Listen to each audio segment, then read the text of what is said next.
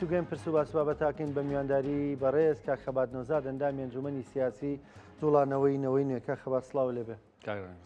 بەخێراتی سەرچاو زۆر بەخێر بێ. کاک خەبات ئەم ڕێکەوتنتان لەگەڵ یەکێتیدا لە چیوە سەرچاوی گرتووە بۆ ڕێکەوتنتان لەگەڵ یەکێتیدا کرد؟ بەڵێ بێگومان هەر هێزێکی سیاسی کە بەشداری پرۆسی سیاسی و بەشداری پرۆسی هەڵبژاردنەکە ئامانجێکی هەیەوە گرنگترین ئامانجی گۆڕانکاریە لە دۆخی حکومڕانی و سیاسی لە هەرێمی کوردستان. بێگومان بە بەردەوامیش نەوەی نوێ ناڕازی بووە لەو دۆخی لە هەرێمی بەتایبەت لەو دۆخە حکومڕانی کە لە هەرێمی کوردستان هەیە و لە ئەو خولانەی کە بەشداری پرۆسی هەڵبژاردننی تیا کردەوە بە بەردەوامی توێتی ئامانجی لە گۆڕینی ئەو شێوازی حکومڕانیە هەیە. ئامانجی لەوە هەیە ئەو قۆرخکاری لە کایەکانی حکومڕانی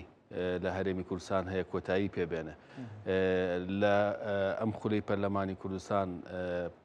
جوڵانەوەکەمان جوڵانەوەی نەوەی نوێ 15 کورسی پەرلەمانی هێنا.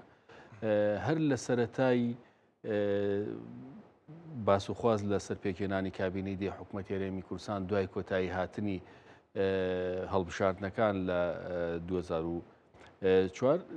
بەڕێ سەرۆکی جوڵانەوەکە شاسوار عەبدولواحید ڕایگەیاند ئامادەن بۆ پێکهێنانی بەرەیەکی فراوان بەمبەستی گۆڕانکاری لە شێوازی حکومڕانی لە هەرێمی کوردستان و ئەو قۆرخکاری کە لە نۆ کابینەیەک لە دوایەکەی حکوومەتی هەرێمی کوردستان هەیە بەتایبەت لەلایەن هێزێکی سیاسی و پارتی دیموکراتی کوردستانەوە کە بێگومان دواتر بەوردی یەینە سەری کە بە ژمارەیەکی کەمی کورسیەوە تەواوی پۆستە گرنگەکانی حکومڕانی لە هەرێمی کوردستان لای خۆی قۆرخ کردو و ئەو ئیدارەیانەیە. بێگومان ئەو کاتە ڕەنگە جوابێکی زۆر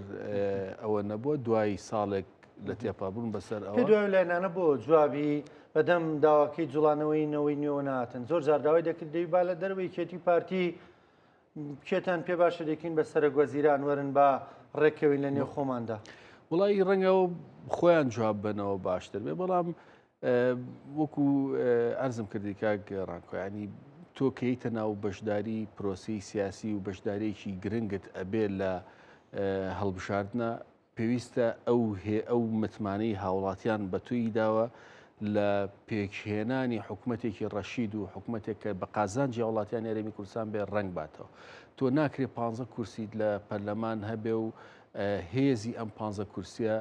دیار نەبێ. دوای ساڵێک لە تێپەڕبوون بەسەر ئەوە کاک شاسوار جارێکی تر ئەم مبادرەیەی کردەوە بینیمان بە خۆشحاڵیەوە بەڕێز باڵ جەڵال تاڵەبانی سەرۆکی یەکێتی نیشتیمانی کوردستان وەڵامی مبادرەکەیایەوە و ڕۆژێ دوای ئەو سەردانی کاک شاسواری کرد. دوای چەندین دیدار و کۆبوونەوە ئەم ڕێکەوتنامەی لێبەرهەمهاو کە بینیمان ئەوەی زۆر زۆر گرنگە کاک ڕانکۆ ڕێکەوتنامەکە چەقی ڕێکەوتنامەکە و سنتەر لە ناو ڕێکەوتنامەکە هاوڵاتیانی هەرێمی کوردستانە. بێگومان بەڕێزت و بێگومان هاوڵاتیانی هەرێمی کوردستانی ڕێکەوتنامەکەیان بینی ڕێکەوتنامەکە بڵاو بوویەوە. ئەم ڕێکەوتنامەیە هیچ خاڵێکی تیان نییە داواکاری شەخسی و داواکاری تایبەت بێ بۆ چ بۆ یەکێتی نیشتیمانی کوردستان چ بۆ جوڵانەوەی نەوەی نوێ. هەر لە باسوخواز لەسەر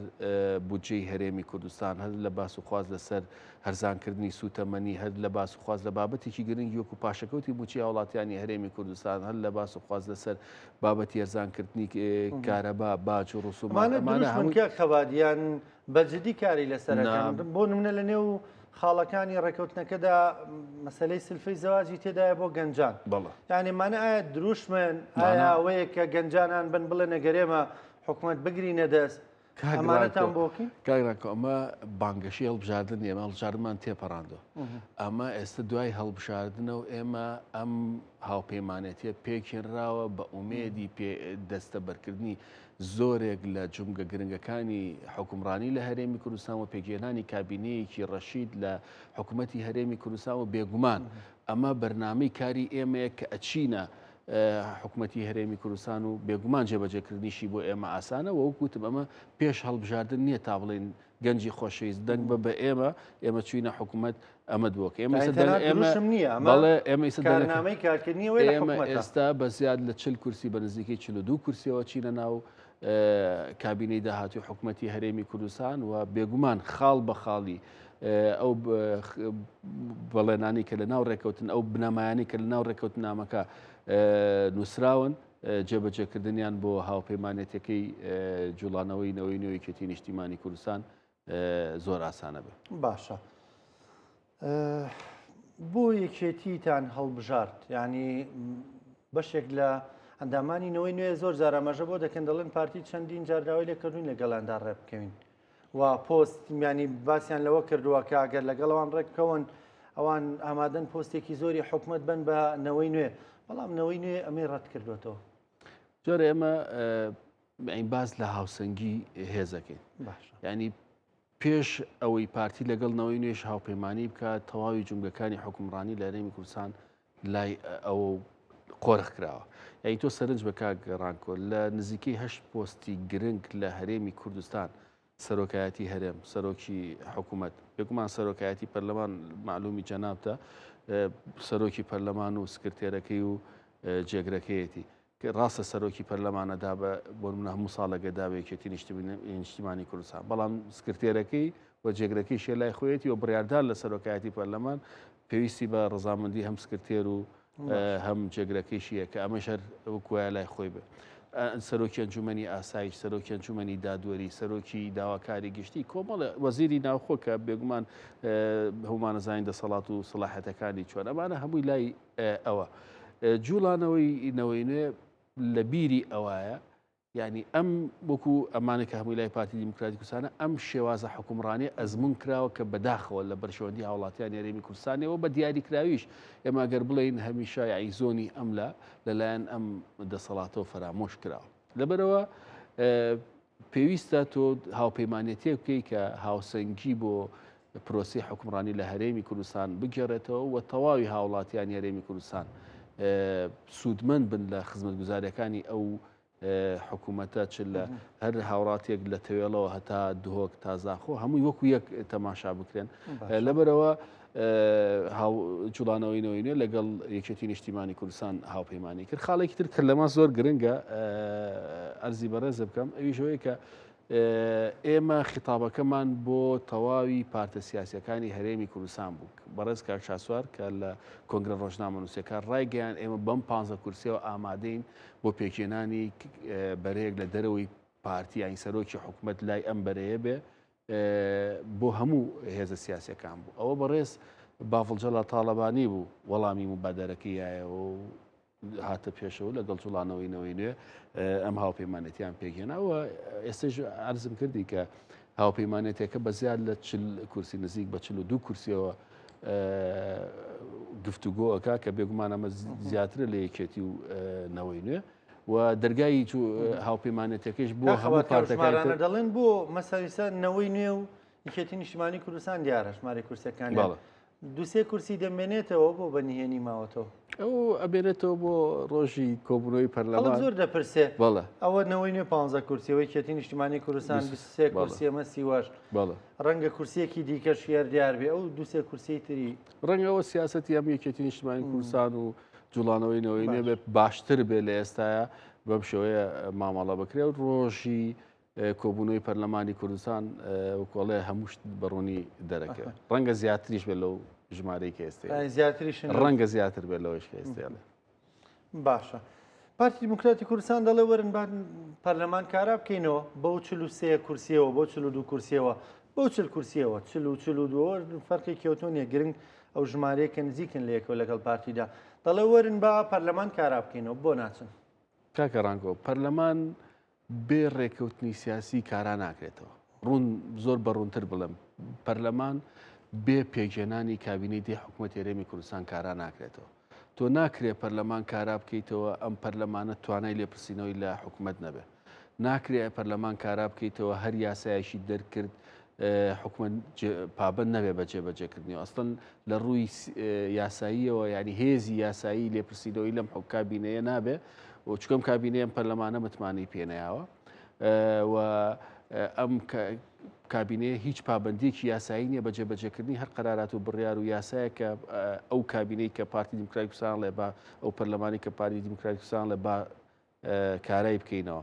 لەبەرەوە پێش ئەوەی پەرلەمان کارا بکەیتەوە بێ بەرچاوی هاوڵاتیان هەرێمی کوردستان و بەرچاوی هێزە سیاسیەکان ڕوون بێ پێش وەخت ڕێبکەون لەسەر پێکێنانی کابینی دی حکوومەت هەرێمی کوردستان کە پەرلەمان کارا کرایەوە ڕاستەوخۆ کابینی دی حکوومەت هەرێمی کوردستان واقعی و منطقی نییە بەڵێ پەرلەمان کارا بکەین و بەس باسی حکوومەت ناکات بەڵێ بێگومانەوە هیچ واقعەتێکی تیان نیە و وەکوتم پەرلەمانێک کاراکرێتەوە کە دەست بەجێ کابینەیەکی حکوومەت پێک بێنێەوە ئەو کابینەیە بەرپرسیارەتی یاسایی بەرامبەر بە پەرلەمان هەبێەوە پەرلەمانە بتوانێت لێپرسینەوە لە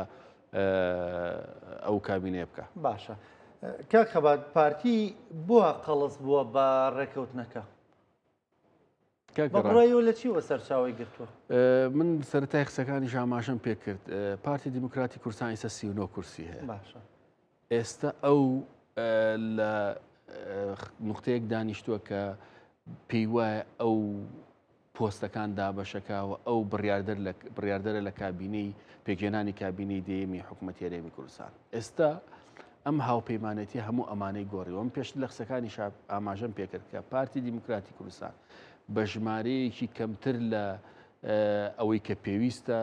تەواوی جونگە گرنگەکانی حکومڕانی لە هەرێمی کوردستان لایەوە 8 پۆستی کە بۆم باس کرد. ئێستا ئەم هاوپەیمانێتیە من زۆر بەڕوونی پێت بڵێم کاگرانکو ئەم هاوپەیمانێتیە سکێچی کابینەی دی حکوومەتی هەرێمی کوردستانە کێشە. ئەمە بڕیارەیە کە ئەم کام پۆستە لای چی هێزێک بێەوە کام پۆستە لای ئەم هاوپەیمانێتیە بێ و ئەم دابشکاری پۆستەکانەکە لەبەرەوە قورسە تۆ لە سەدی پۆستە گرنگ و حساسەکانی کابینەی یەک لە دوایەکانی حکوومەتی هەرێمی کوردستانت لابوو بێ ئێستا هاوپەیمانەتیەک دروست بوو بێ داوای لە 150 و هێزانە بکات لە هەمووی گرنگتر ئەم هاوپەیمانێتیە بەڕوونی ئەڵێ پێویستە سەرۆکی حکوومەتی داهاتوی هەرێمی کوردستان لای ئەم هاوپەیمانێتیە بێ. ئەمە هەزمکردنی بۆ پارتی دیموکراتی کوردستان و بە تایبەت بۆ هێڵێک لە ناو پارتی دیموکراتی کوردستانە قورسە ئەمە ڕایکێشان بۆەوەی کە بڵێم ڕەنگە تەواوی پارتی دیموکراتی کوردستان دژی ئەم ڕێکەوتنە نەبن و ئێستا ڕەنگە بۆ چوونێک لە ناو پارتی دیموکراتی کوردستانە هەبێت کە پێی وابێ مامەڵەکردن لەگەڵ ئەم هاوپەیمانەتیە بۆتە ئەمری واقعەوە ئەبێ مامەڵی لەگەڵ بکەن و ئەبێ ئەمە لێکدان و خوێندنەوەی ئەمە ئەم معلومەیە و هەم ئەوان و هەم زۆرێک لە هێزە سیاسەکانی هەرێمی کوردستان پێیان وایە پێویستە هەرێمی کوردستان لە بەردەم ئەو مەترسیانەی کە لە ئایندا چاوەڕێیەکە بپارێزن چکە بێگومان ڕێگریکردن لە پێکێنانی کابینەیدا و کاراکردنەوەی پەرلەمان مەترسی گەورە بۆ سەر هەرێمی کوردستان دروستەکە کە هیچ کوردێک ئاواتی پێ ناخوازەوە پێویست بەرپرسیارەتی خاتە سەر شانی هەموو هێزە سیاسەکانی هەرێمی کوردستان بەتایبەت پارتی دیموکراتی کوردستان یەکێتی نیشتیمانی کوردستان ئێستا جوڵانەوەی نەوەی نوێ کە پێویستە ڕێگر بن لە بەردەم ئەو مەترسیانە و بە زووتی پەرلەمانی کوردستان کارا بکرێتەوە. ئێوە دەتانەوێت ڕێگر بن لە بەردەمە مەترسیانە مەترسی لەسەر قەوارەکەمان لەسەر ئەوەی کە لە باشووری کوردستان بەدی هاتووە بە خوێن و قوربانی هەزاران شەیدی ئەم کوردستانە یعنی دەتانوێت ڕێگر بن لە بەردەم ئەمە یانەوەی کە ئەمە جۆرێک لە هەڕەشە بوو کە بەڕێز کاک شاسوار وتی یان پێگەێنانی حکوومەت یان ئەم قەوارەیە لە ناوەچێ ئەمە ئەڕەشەیە بەوەی کە ئەگەر ئێمەیتیانە بین قەوارەکە لە ناوەچێ یان کاگرێتی کەمێکت بەمەوە بۆ دواوە ساڵی 2007 ئەو دەمەی کە ڕێفراندۆمی هەرێمی کوردستان ئەنجامدرا کاک شاسوار زۆرێک لە ئەو مەترسیانی کە دوای ڕێفراندۆم ڕوویاندا خستێ ڕوو یعنی ئێمە هیچ بەرژەوەندیەکمان لە هەڕەشەکردن و لەوە نییە ئەوەی کە بۆ ئێمە گرنگە پاراستنی قەواری هەرێمی کوردستانەوە ئێمە خۆمان بە خەمخۆرتر لە هەر هێزێکی تری سیاسی زانی لەم هەرێمی کوردستانە بۆ پاراستنی قەواری سیاسی هەرێمی کوردستان و هەموو هەوڵ و جهدێکمان بۆ خۆشگوزەرانی هاوڵاتیان هەرێمی کوردستان و بۆ پاراستنی ئەم هەرێمەیەوە بۆ ئەوەیە کە ئەم هەرێمە بخینە دۆخێکەوە کە وەکۆڵێ هاوڵاتیانی هەرێمی کوردستان ئاهێ بە بەریانە بێتەوە لە سای ئەو سەرۆت و سامانی کە لەم هەرێمە هەیە بەحەسێنەوە لەبەرەوە ئەوەی کە لە 2007 وتی وکوتم بەداخەوە یعنی ئینشەڵڵا وانە بووە ئینشەڵڵا دووربینی سیاسی شاسوار عەبدولواحید وانە بووە و نەهاتایەتەدی بەڵام بەڕێز لە من باشترە زانی هاتەدی لە 150 ئەوەی خاکی هەرێمی کوردستانمان لە دەستداوە ینی خەریک بوو زۆرێکی تر لە دۆخی هەرێمی کوردستان بەرەو خراپی بڕوە ئەمەی کە ئێستەی شێت دقیقەرەوەیە یعنی ئەوەی کە ئێستا ئێڵێن هیچ هەڕەشە نیە واقعا مەترسیە یعنی پێویستە هەموو هێزە سیاسیەکان بەتایبەت پارتی دیموکراتی کوردستان بەرپرسیارانە تر مامەڵە بکاوە بە زووترین کات هەوڵەکانیان بۆ کاراکردنەوەی پەرلەمانی کوردستان بخەنە گەڕ و ئەم قوارەی هەرێمی کوردستان بپارێزین بە هەڵمانەوە. هەر بەجددی قوارەکە مەترسی لەسرە؟ بێگومان کاک ڕانکە تۆ ساڵێک و نزیک لە ساڵ و نییە کە بێ پەرلەمانی کوردستانت پێک نێناوە. ساڵێک کۆژمانگ. بەڵێ ئەوە نزیکە بینەوە لە 2 ساڵ. کابینەی حکوومەتی هەرێمی کوردستانت نییە. ئێستا لە عێراق ئەو ئۆپەراسیۆنە گەورەی دژی گەندەڵی ئەبینی لەلایەن کابینەکەی زەیدیەوە هەیە. لەبەرەوە ینی هیچ شینێک نییە ینی ئەگەر ئێمە خۆمان وەکو هێزە سیاسیەکانی هەرێمی کوردستان خەمخۆری ئەم قوارەیە نەبین ئەم قوارەیە دوژمنی زۆرەوە تۆ پەرلەمانت نەبێ حکوومەتت نەبێ لەبەرەوە ینی دوور نییە بجوڵێن جوڵی یاسایی بکەن بەرامبەری و پێویستە بجوڵێن پێویستە کاکە با دوپرسیارم ینی بەرەکوێ هەنگاو دەنین؟ ئایا هەرەوەی پارتی دیموکراتی کوردستان هەر دەڵێ وەرن پەرلەمان پێک بێنینەوە